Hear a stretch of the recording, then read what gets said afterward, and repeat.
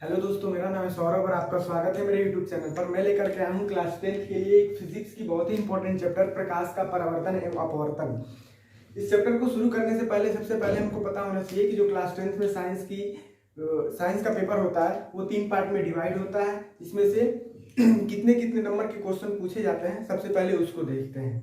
तो हमारा जो साइंस का पेपर होता है क्लास 10 का, उसमें फिजिक्स से 25 नंबर के क्वेश्चन पूछे जाते हैं। केमिस्ट्री से बात करें अगर, तो केमिस्ट्री से 20 नंबर के क्वेश्चन पूछे जाते हैं। और बायोलॉजी से बात करें तो वो भी 25 नंबर के क्वेश्चन पूछे जाते हैं। यानी टोटल नंबर जो होते हैं वो 70 मार्क्स के होते हैं पेपर में। 25 और 25 50 और 20 70 नंबर के पेपर होते हैं आपके बोर्ड एग्जाम में। जिसमें से सबसे पहले हम फिजिक्स का एक बहुत ही इंपॉर्टेंट चैप्टर लेकर के आए हैं, जो बहुत ज्यादा इंपॉर्टेंट है। इसमें से लगभग 14 से 15 नंबर के क्वेश्चन पूछे जाते हैं बोर्ड एग्जाम में। तो एक तरह से देखें तो बहुत ही इंपॉर्टेंट हो जाता है। चलिए देर न करते हुए स्टार्ट करते हैं। तो इस चैप्टर का नाम है प्रकाश का परावर्तन एवं अपवर्तन। सबसे पहले हमको पता होनी चाहिए प्रकाश के बारे में। सबसे पहले हम जानेंगे प्रकाश क्या होता है, प्रकाश के बारे में। तो चलिए देखते हैं।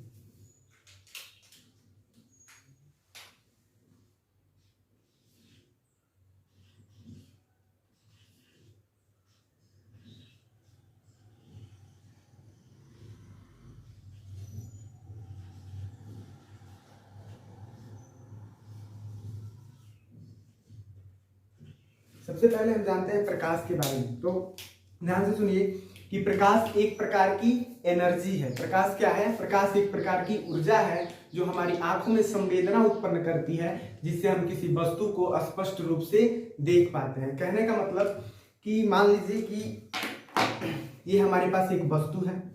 प्रकाश सब हमारे आंखों पर नहीं, हमें दिखाई नहीं देते हैं। प्रकाश से हम हमारी आंखों पर नहीं पड़ते हैं। सबसे पहले प्रकाश उस वस्तु पर पड़ता है। मान लीजिए एक वस्तु है जिस पर प्रकाश पड़ा और यहाँ से रिफ्लेक्ट होकर के हमारी आंखों तक पहुंचता है, जिसकी वजह से ये वस्तु हमें दिखती है। हमें प्रकाश नहीं दिखता है। जब प्रकाश किसी वस्तु पर पड़ता है तो यहाँ से रिफ्लेक्ट होकर, परावर्तित होकर के हमारी आंखों तक पहुंचता है, तो हमें वस्तु दिखाई देती है। इसका परावर्तित क्या होता है अभी हम लोग पढ़ेंगे। प्रकाश का परिवर्तन जब पढ़ेंगे उसमें हम पूरी फुल डिटेल में इसका अध्ययन करेंगे। तो हम कह सकते हैं कि प्रकाश एक प्रकार की ऊर्जा है। प्रकाश वह ऊर्जा है जिससे हम किसी वस्तु को स्पष्ट रूप से देख पाते हैं। यह हमारा, इसका अगर परिभाषा लिखना चाहे तो आप लिख सकते हैं कि प्रकाश वह ऊर्जा है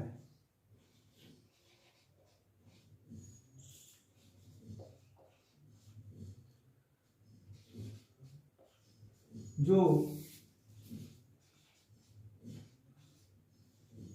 हमारी आंखों में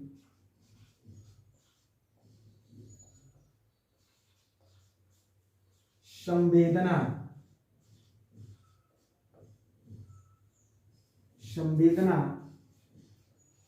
उत्पन्न करती है, जिससे हम वस्तु को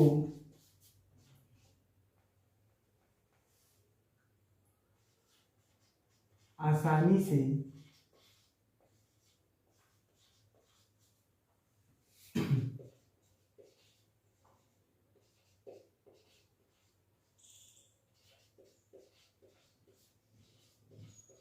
पाते हैं।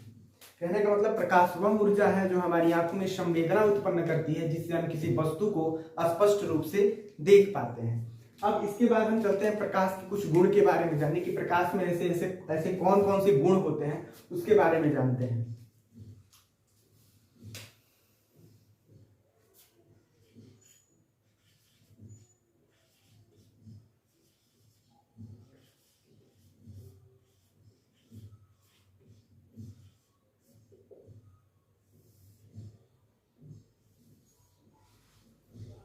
प्रकाश का जो सबसे पहला गुण होता है वो होता है कि प्रकाश एक सरल रेखा में गमन करती है। सरल रेखा मतलब एक सीधी रेखा में चलती है। वो मतलब जिगजैग वाली लाइन में नहीं चलती, ऐसे नहीं चलती है। प्रकाश हमेशा सीधी रेखा में चलती है, यानी स्ट्रेट लाइन में चलती है। तो पहला हम कह सकते हैं अगर हम पहले की बात करें, पहला, तो हम कह सकते हैं कि प्रकाश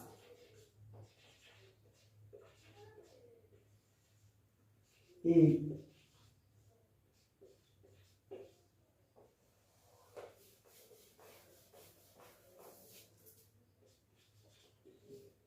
सीधी रेखा में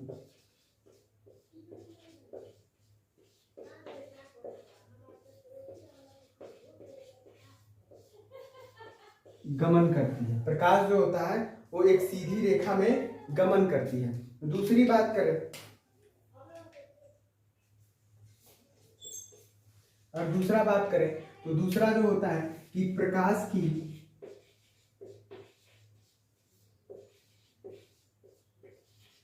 जो चाल होती है वो एक फिक्स होती है, जो होता है 3×10⁸ मीटर प्रति सेकेंड, जो कि बहुत ही ज्यादा होता है।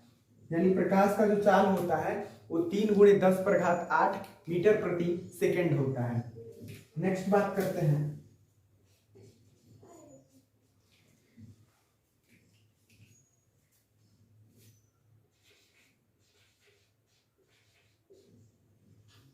प्रकाश की। सबसे पहले बात करते हैं कि प्रकाश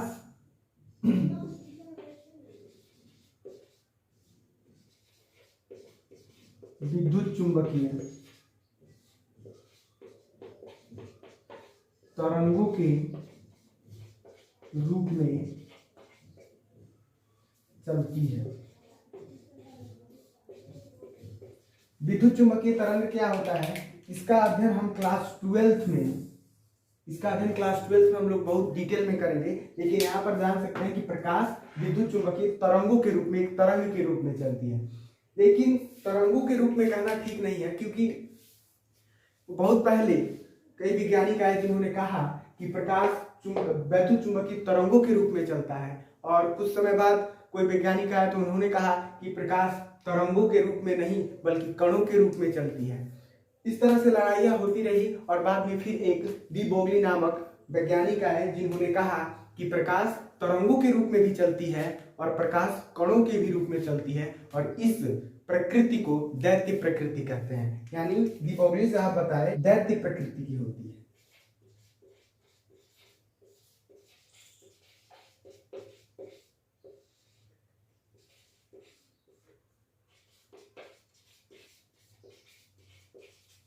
जो प्रकाश होता है दो प्रकार की इसमें प्रकृति होती है, एक विद्युत चुंबकीय तरंगों के रूप में चलता है और एक कणों के रूप में चलता है।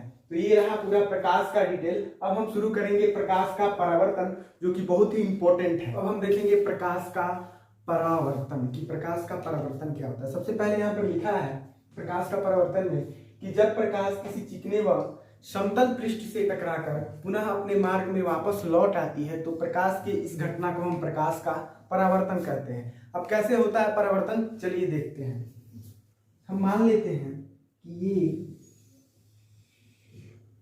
ये एक दर्पण है। दर्पण क्या होता है अभी हम फुल डिटेल में सीखेंगे, लेकिन मान लेते हैं एक कांच है, और कांच के एक साइड हम लोग पेंट कर दे रहे हैं। आप लोग जो शीशा घर में देखते हैं वही है मान लीजिए, और इसको हमने क्या किया, एक बगल से पेंट कर दिया और एक बगल से छोड़ दिया।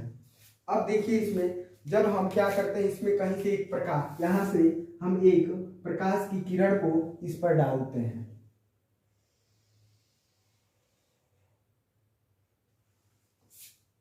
और जब हम प्रकाश की किरण को इस समतल पृष्ठ पे डालते हैं तो ये यहां से होकर निकल जाता है। और यहाँ पर कहा गया है कि जब प्रकाश किसी चिकने व चमत्कार पृष्ठ से टकराकर या किसी चिकने व समतल पृष्ठ से टकराकर पुनः अपने मार्ग में वापस लौट आती है, पुनः अपने मार्ग की तरफ चली जाती है, तो इस घटना को ही हम प्रकाश का परावर्तन कहते हैं। अब चलिए इसमें कुछ और बातें हैं जिसको हम जानते हैं। इस दर्पण की तरफ जो किरण आती है उसको हम नाम देते हैं, इसको हम लोग बोलते हैं क्या, आपतित किरण।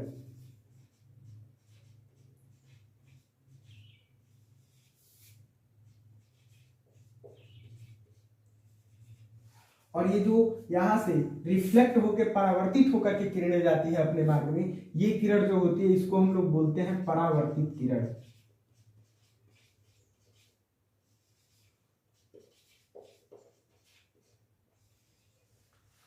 आपतित किरण और परावर्तित किरण जिस बिंदु पर टकराती है यहां पर अभिलंब बन जाता है। क्या बन जाता है? अभिलंब।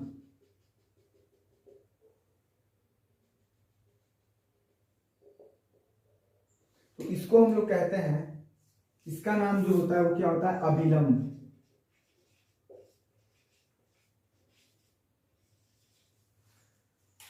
अब ध्यान से देखिए कि आपतित किरण परावर्तित किरण जिन दो बिंदुओं पर मिलती है, दर्पण के जिस दो बिंदु पर मिलती है, ये बिंदु, इस बिंदु को हम लोग बोलते हैं आपतन बिंदु। क्या बोलते हैं? आपतन बिंदु।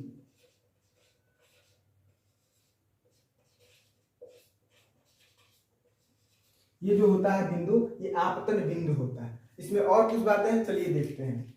अब बात करते हैं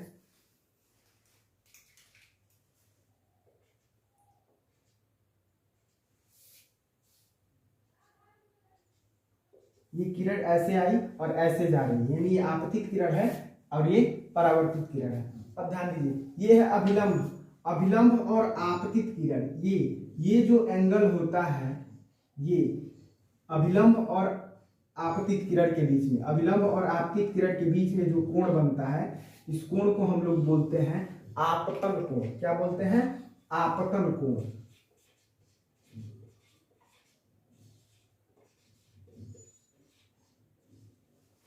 इसे हम लोग आई से रिप्रेजेंट करते हैं। किससे? आई से रिप्रेजेंट करते हैं। और ये जो परावर्तित किरण व अभिलंब के बीच जो ये कोण बनता है, इस कोण को हम लोग बोलते हैं परावर्तन कोण। क्या बोलते हैं? परावर्तन कोण।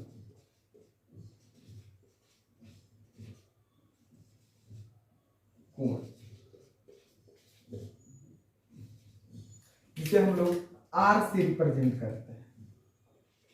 ये होता है जिसे हम लोग आर से रिप्रेजेंट करते हैं। सारी डिफिनेशन को एक बार हम लोग रिवाइज करते हैं। देखिए, सबसे पहला ये जो होता है हमारा क्या होता है? दर्पण होता है। दर्पण, ये एक भाग खुरदुरा है, पीछे से पेंट है, और एक जो भाग है वो प्लेन है एकदम। हमने प्लेन के ही बारे में यहाँ पर देखना है। कह रहा है कि जब प्रकाश किसी चिकने व चमत्कार पृष्ठ से या किसी समतल पृष्ठ से टकराती है तो यह पुनः अपने मार्ग की तरफ, दूसरी दिशा में अपने मार्ग की तरफ परावर्तित हो जाती है। इस घटना को हम प्रकाश का परावर्तन कहते हैं। दर्पण के जिस बिंदु पर जो किरण गिरती है वो क्या होती है? आपतित किरण होती है, और दर्पण से दूर जाने वाली जो किरण होती है वो परावर्तित किरण होती है। अब बात करते हैं आपतित किरण और परावर्तित किरण जिन बिंदु पर मिलती है, जिस बिंदु पर मिलती है, वही बिंदु क्या होते हैं? आपतन बिंदु होते हैं। और आपतन बिंदु के ऊर्ध्वाधर तल को, ऊर्ध्वाधर लंब को हम अभिलंब बोलते हैं। अभिलंब व आपतित किरण, यह है आपतित किरण, यह है अभिलंब। अभिलंब और आपतित किरण के जो बीच कोण बनता है उस कोण को हम लोग आपतन कोण कहते हैं। और अभिलंब और परावर्तित किरण के बीच जो कोण बनता है उसको हम लोग परावर्तन कोण बोलते हैं। उम्मीद करता हूं यहां तक आपको समझ आई होगी। अब हम जानेंगे प्रकाश के परावर्तन के कुछ नियम के बारे में। इसके कुछ नियम होते हैं, उस नियम को हम लोग देखेंगे। तो सबसे पहले यहां पर हम सबसे पहले देंगे परावर्तन के नियम।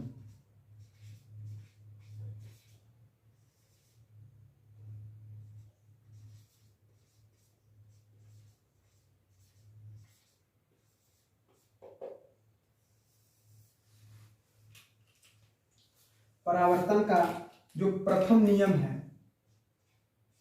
उसको एक बार ध्यान से पहले यहां पर देखते हैं कि ध्यान से देखिए, जो आपतित किरण होती है वो जितने एंगल पर आती है उतने ही एंगल पर जाती है। मतलब कहने का मतलब, जो ये आपतित किरण है जितना कोण पर आ रही है, जितना कोण यहाँ पर बना रही है, उतने ही कोण पर ये वापस भी जाती है। यानी इसका मतलब ये हुआ कि एंगल आई जो होगा वो एंगल आर के बराबर होगा। यानी आपतन कोण जो होगा वो परावर्तन कोण के बराबर होगा।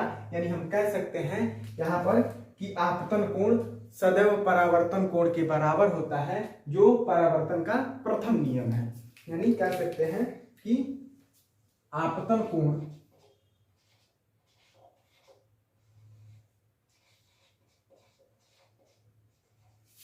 कोण आई सदैव परावर्तन कोण आर की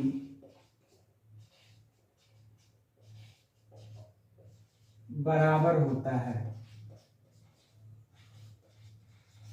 जो आपतन कोण होता है वो सदैव परावर्तन कोण के बराबर होता है, यानी जितना एंगल का ये अगर मान लीजिए कि ये 60 डिग्री बना रहा है तो ये 60 डिग्री पर ही जाएगा। अगर ये 45 डिग्री बना रहा है तो ये भी 45 ही डिग्री बनाएगा।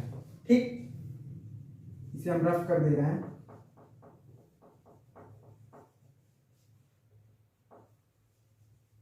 अब बात करते हैं दूसरे नियम की।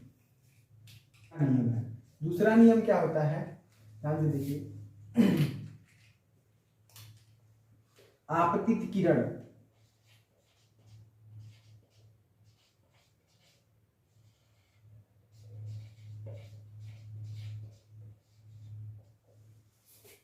परावर्तित किरण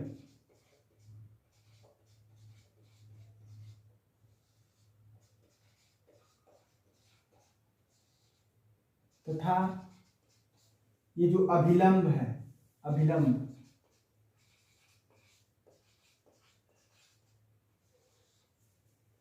ये जो तीनों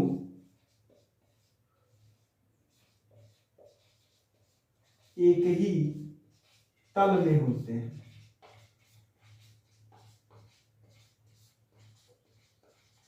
यानी आपतित किरण, परावर्तित किरण व अभिलंब तीनों एक ही तल में है, एक ही तल में है। यानी कह सकते हैं कि जो आपतित किरण, परावर्तित किरण तथा अभिलंब होते हैं वो तीनों एक ही तल में होते हैं। तो यहाँ तक परावर्तन का नियम समाप्त होता है। यानी हम लोग सीख लिए प्रकाश क्या होता है, प्रकाश के गुण के बारे में जाने, प्रकाश का नियम, प्रकाश का परावर्तन, प्रकाश के परावर्तन के नियम। अब हम आगे बढ़ते हैं। अब हम सीखेंगे प्रतिबिंब के बारे में कि प्रतिबिंब क्या होता है, इमेज के बारे में जानेंगे। तो देखिए, आपके घर में जो शीशा है, जो देखिए अगर ध्यान से, तो आप जब खड़े होते हैं शीशे के सामने तो शीशे में एक आप ही के जैसा एक नया व्यक्ति दिखने लगता है, सेम आपके जैसा। तो वो क्या होता है, आपका एक प्रतिबिंब होता है, वही प्रतिबिंब होता है। आप वस्तु हो जाते हैं उस समय और वो आपकी प्रतिबिंब को उस दर्पण में बना देता है। तो यही होता है प्रतिबिंब। थोड़ा बहुत देखते हैं इसके बारे में। सबसे पहले हम प्रतिबिंब की डिफिनेशन को अभी बाद में बताएंगे, थोड़ा समझते हैं इस बात को।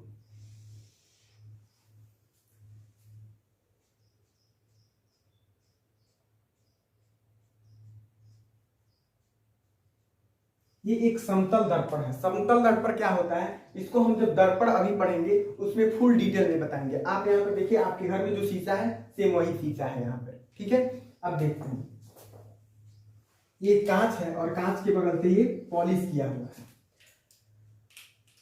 अब आप यहाँ पे मान लीजिए खड़े हैं,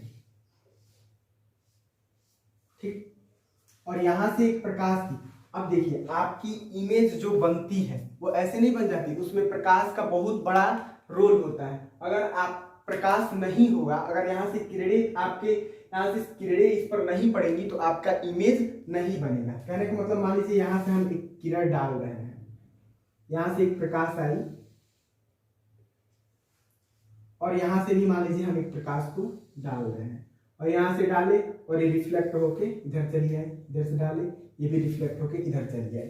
यानी प्रकाश गई और यहाँ से टकरा करके वापस चली आई, प्रकाश यहाँ से गई और यहाँ से टकरा करके वापस चली आई। अब देखिए, जो आपका इमेज बनता है वो दर्पण में बनता है, और ध्यान से अगर हम इसको मिला दें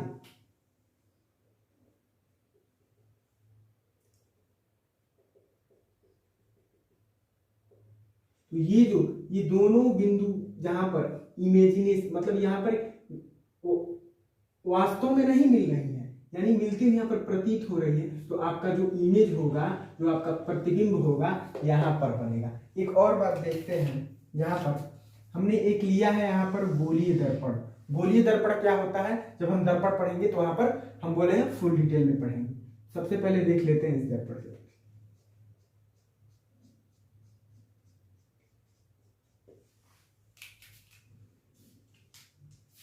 अब मान लीजिए ये है गोलीय दर्पण, और गोलीय दर्पण में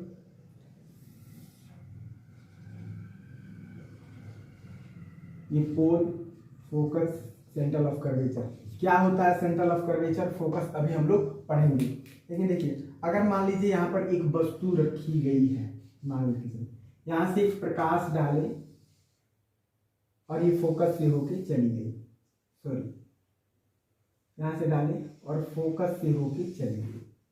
मान लीजिए अगर यहाँ से हम भी एक प्रकाश डाल दे रहे हैं जो यहाँ से होके फोकस से चली गई, तो ये दोनों बिंदु जो ये है आपतित किरण और ये जो रिफ्लेक्ट होके आ रही है वो क्या होगी, परावर्तित किरण। ये इधर से जा रही है, ये हो गई आपतित किरण, और ये यहां से गई, ये क्या हो गई, परावर्तित किरण। अब ये दोनों किरणें यहाँ पर फोकस पर काट रही है, तो यहाँ पर इसका क्या बनेगा, इमेज बनेगा, इसका प्रतिबिंब बनेगा। तो ये जो इमेज बना ये वास्तव में काट रही है, वास्तव में ये जो बनेगा ना ये रियल इमेज बनेगा। क्या बनेगा, रियल, यानी वास्तविक प्रतिबिंब बनेगा।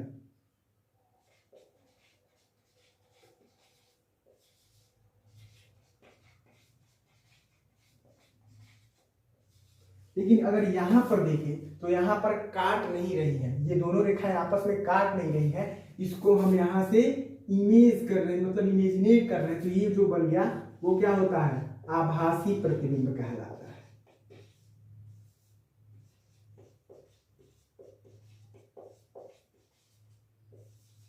ये क्या होता है, आभासी प्रतिबिंब होता है। यानी अब हमको पता चल गया कि जो प्रतिबिंब होता है वो दो प्रकार के होता है, एक होता है आभासी प्रतिबिंब, एक होता है वास्तविक प्रतिबिंब। तो चलिए सबसे पहले देखते हैं कि आभासी प्रतिबिंब का डिफिनीशन और वास्तविक प्रतिबिंब का डिफिनीशन। तो चलिए हम लोग देखते हैं प्रतिबिंब के बारे में। जब किसी बिंदु से चलने वाली प्रकाश की किरणें परावर्तन के पश्चात किसी दूसरे बिंदु पर मिलती हुई प्रतीत होती है, यानी दो प्रकार की इमेज बन रही थी वहां पर, एक जगह पे मिलती हुई प्रतीत हो रही थी और एक जगह पे दोनों रेखाएं एक दूसरे को काट रही थी। तो कह रहा है कि परावर्तन के पश्चात जिस बिंदु पर मिलती हुई प्रतीत होती है वो उसे हम प्रथम बिंदु का प्रतिबिंब कहते हैं। प्रतिबिंब दो प्रकार के होते हैं, अभी बताया है। एक होता है वास्तविक प्रतिबिंब। वास्तविक प्रतिबिंब क्या होता है कि जब किसी बिंदु से चलने वाली प्रकाश की किरणें परावर्तन के पश्चात जिस बिंदु पर मिलती हैं, क्या होता है, जिस बिंदु पर मिलती है उसे हम वास्तविक प्रतिबिंब कहते हैं। और यहाँ पर आभासी प्रतिबिंब की अगर बात करें तो आभासी प्रतिबिंब क्या होता है कि जब किसी बिंदु से चलने वाली प्रकाश की किरणें परावर्तन के पश्चात जिस बिंदु पर मिलती हुई प्रतीत होती है, यहाँ पर देखिए मिलती हुई प्रतीत होती है, यानी एग्जैक्ट मिलती नहीं है, मिलती हुई प्रतीत होती है, तो उसे हम आभासी प्रतिबिंब कहते हैं। उम्मीद करता हूं कि यहां तक आपको समझ। तो अब हम पढ़ेंगे दर्पण के बारे में कि दर्पण क्या होता है।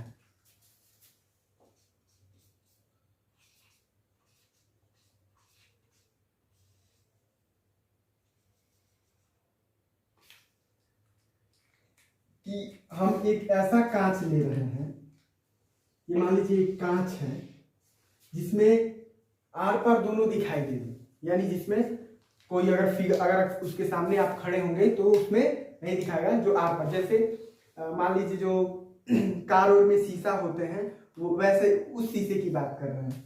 तो अगर हम ये होता है, इसको हम लोग बोलते हैं पारदर्शी कांच। ये एक पारदर्शी है जिसमें पेंट नहीं है, अगर एक बगल पेंट हो जाता है तब हम इसमें अपना चेहरा देख पाते हैं। तो ये होता है पारदर्शी तल। तो जब हम किसी पारदर्शी तल के एक पृष्ठ पर हम पेंट कर दें,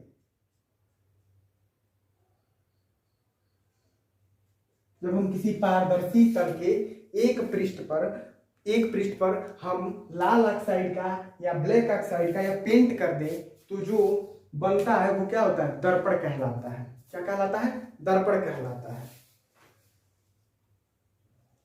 यानी कहने का मतलब कि जब हम किसी एक पृष्ठ पर पेंट कर दें और दूसरा तल परावर्तक हो, जो दूसरा तल को ऐसे ही छोड़ दे, चिकना छोड़ दे, परावर्तक तल हो जहां से परावर्तन हो सके, जहां से प्रकाश की किरणें आए और रिफ्लेक्ट हो सके, तो वो हमारा जो बनता है वो क्या होता है, दर्पण होता है। तो हम कह सकते हैं कि जब किसी पारदर्शी तल पर हम लाल ऑक्साइड का लेप करके एक पृष्ठ को परावर्तक पृष्ठ बना देते हैं तो वो क्या कहलाता है? दर्पण कहलाता है। और दर्पण भी दो प्रकार का होता है, एक होता है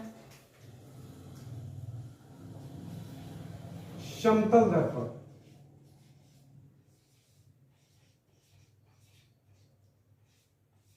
और दूसरा जो होता है वो होता है गोलीय दर्पण।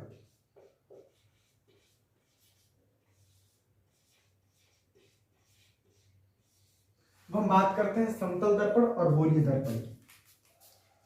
ये देखिए, ये जो है ये होता है हमारा समतल दर्पण। ये क्या है? समतल दर्पण है। समतल दर्पण कैसे पहचानिए कि एक ऐसा दर्पण जिसका परावर्तक तल समतल होता है, यानी देखिए ये एक समतल है, ये क्या है? प्लेन है। मतलब एक ऐसा दर्पण जिसका परावर्तक तल क्या होता है?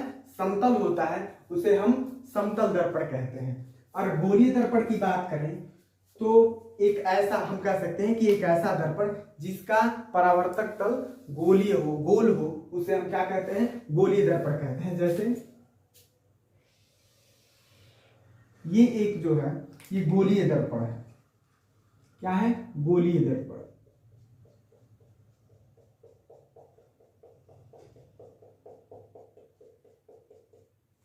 अब थोड़ा हम बात कर लेते हैं गोली।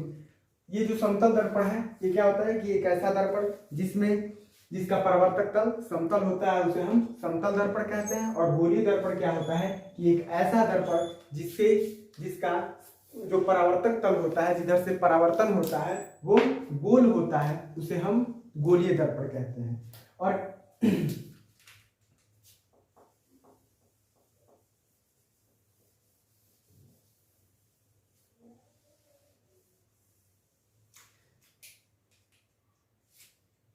अब जो गोलीय दर्पण होता है, ये गोलीय दर्पण जो दूसरा था, ये गोलीय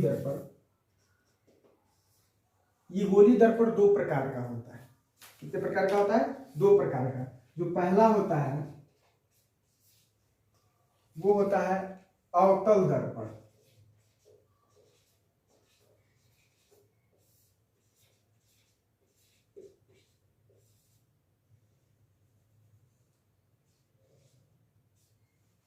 और जो दूसरा होता है वो होता है उत्तल दर्पण।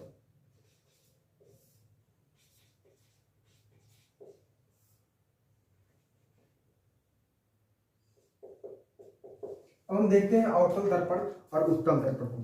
जो गोलीय दर्पण होता है वो गोल होता है। क्यों गोल होता है? मान लीजिए कि एक खोखला गोला ले लें, अगर हम इसको यहाँ से काट दें तो ये वाला जो पार्ट बन जाता है वही गोलीय दर्पण। तो क्या होता है कि हम अगर किसी खोखले गोले को काट कर अगर हम किसी खोखले गोले को काटकर एक पृष्ठ को परावर्तक पृष्ठ बना देते हैं तो वो गोलीय दर्पण कहलाता है। ठीक है, जिसका परावर्तक पृष्ठ क्या होता है? गोल होता है।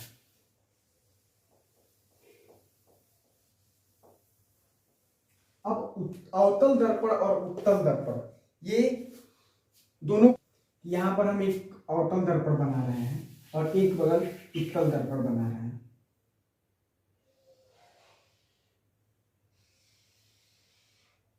देखिए,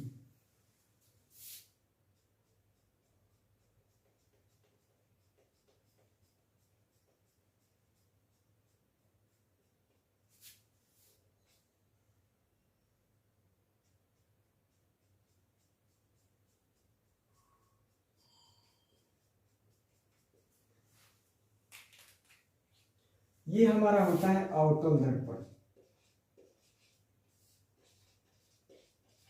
और ये जो होता है हमारा उत्तल दर्पण। देखिए, हमका अ मतलब होता है दबा हुआ और ये होता है परावर्तक तल। जिधर पेंट हो जाता है उधर से हम लोग परावर्तन नहीं करते हैं, जिधर पेंट नहीं हुआ होता है उधर से हमारा क्या होता है? परावर्तन होता है, परावर्तन की क्रिया होती है। तो हम कह सकते हैं कि जो अवतल दर्पण होता है तो अ मतलब होता है दबा हुआ, यानी जिसका परावर्तक तल दबा हुआ हो। देखिए ये दबा हुआ है, क्या है?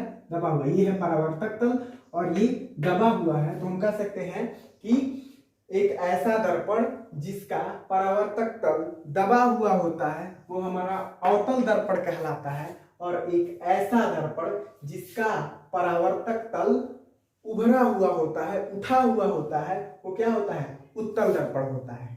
यानी हम कह सकते हैं कि अगर बात करें तो हम कह सकते हैं जिसमें बाहर से पेंट हुआ होता है वो अवतल दर्पण होता है, जिसमें अंदर से पेंट हुआ होता है वो क्या होता है? उत्तल दर्पण होता है। अब हम थोड़ा बात करते हैं दर्पण के, अवतल दर्पण के कुछ बारे में। एक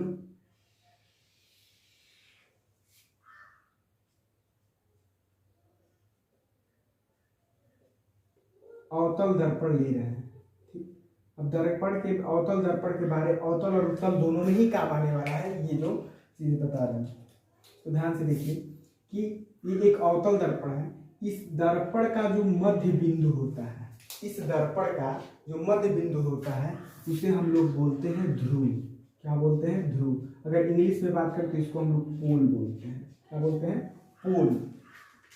अब बात करते हैं कि ये जो कटा हुआ भाग है ये कभी पूरा गोला भी होगा। अगर ये बात करें हम यहाँ पे देखते हैं कि ये कभी गोला भी होगा।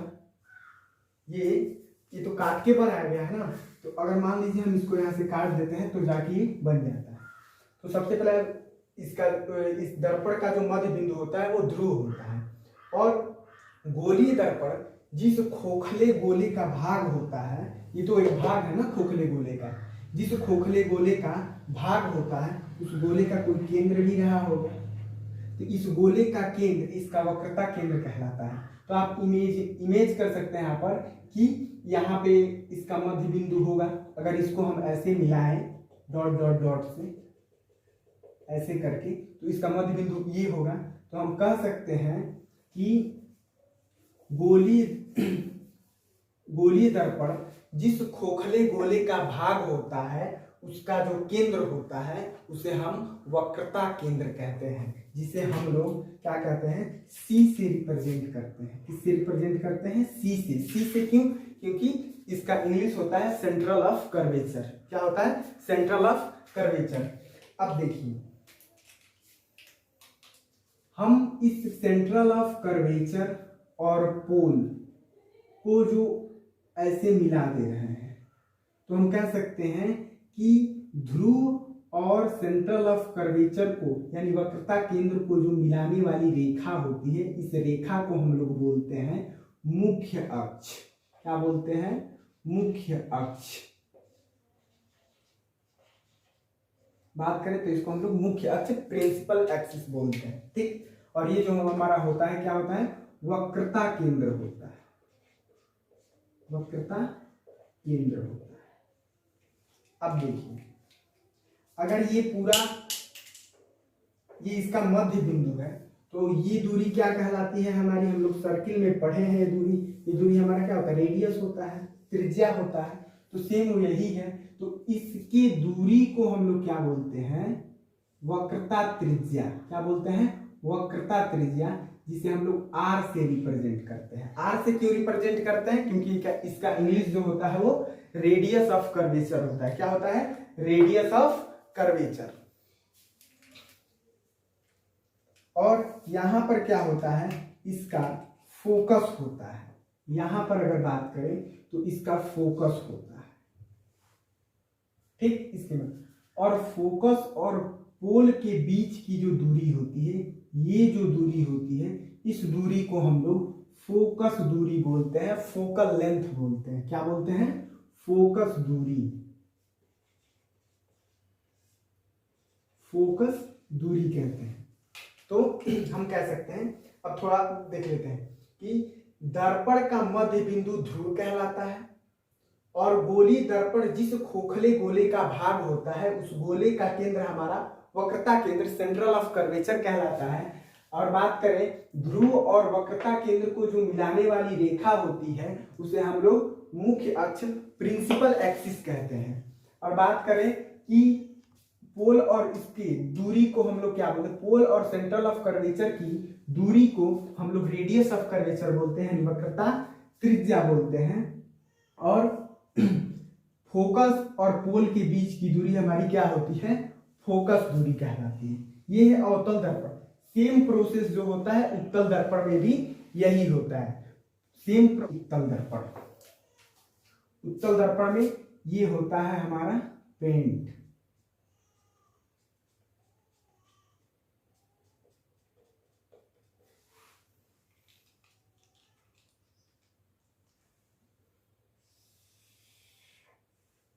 ये हमारा होता है पेंट। और इसकी अगर बात करें तो ये हमारा जो मध्य बिंदु होता है इसको हम लोग क्या बोलते हैं, ध्रुव बोलते हैं। क्या बोलते हैं, ध्रुव। और इसका भी तो कोई एक पूरा गोला भाग होगा जिसका केंद्र क्या कहलाता होगा, सेंट्रल ऑफ कर्वेचर। और इसका जो मध्य बिंदु यहाँ पर फोकस हो गया, यहाँ ये जो दूरी होती है यहाँ से लेकर के यहाँ तक की, ये हमारी क्या कहलाती है, मुख्य अक्ष। इसको हम लोग बोलते हैं प्रिंसिपल एक्सिस। और ये जो फोकस और पोल के बीच की दूरी होती है ये हमारी क्या कहलाती है, फोकस दूरी। क्या कहलाती है, फोकस दूरी। और यहां से पोल और इसकी दूरी की बात करें, पोल और सेंट्रल ऑफ कर्वेचर की दूरी की बात करें तो ये हमारी क्या कहलाती है, रेडियस ऑफ कर्वेचर यानी वक्रता त्रिज्या। उम्मीद करता हूं कि यहां तक इसके बारे में पूरी जानकारी हम लोग ले लिए। लेकिन अब बात करते हैं अवतल दर्पण द्वारा हम प्रतिबिंब कैसे बनाएंगे, इसके स्ट्रक्चर के बारे में।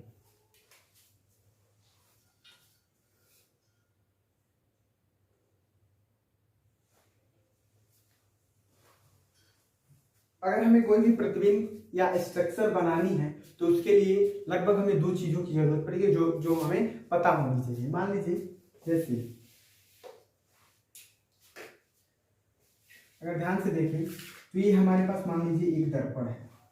क्या, दर्पण है। और इस दर्पण का ये क्या है, पोल है, जो आप लोग को पता होगा, जिसे हम लोग P से रिप्रेजेंट करते हैं। ये यहाँ पे हमारा क्या होता है, सेंट्रल ऑफ कर्वेचर होता है, जो वक्रता केंद्र होती है।